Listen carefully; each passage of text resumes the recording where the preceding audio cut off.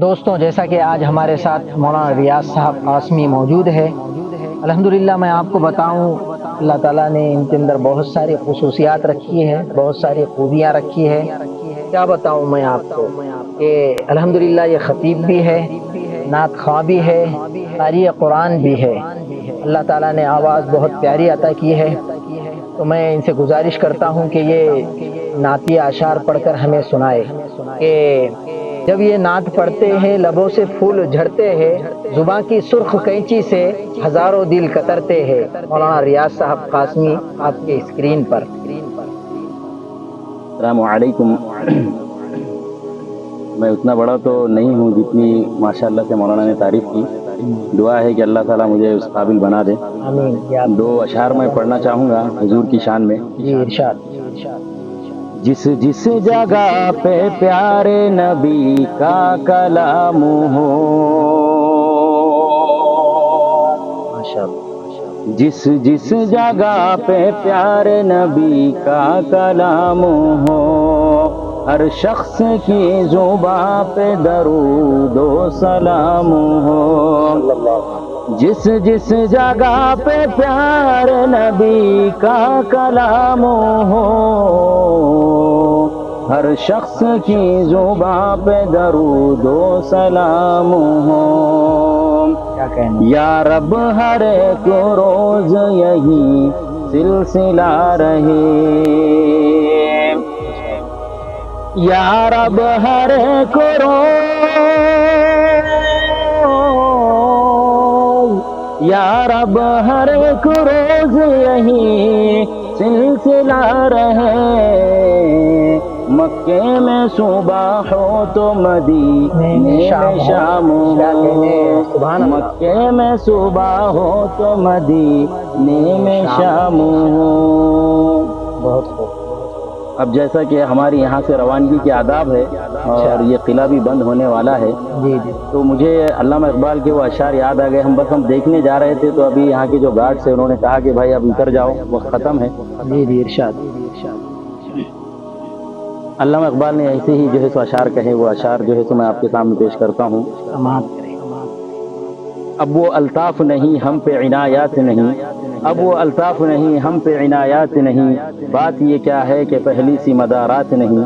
بنی اغیار کی اب چاہنے والی دنیا، رہ گئی اب ہمارے لیے ایک خیالی دنیا۔ ہم تو جیتے تھے کہ دنیا میں تیرا نام رہے، ارے ہم تو جیتے تھے کہ دنیا میں تیرا نام رہے، کہیں ممکن ہے کہ ساقی نہ رہے جام رہے۔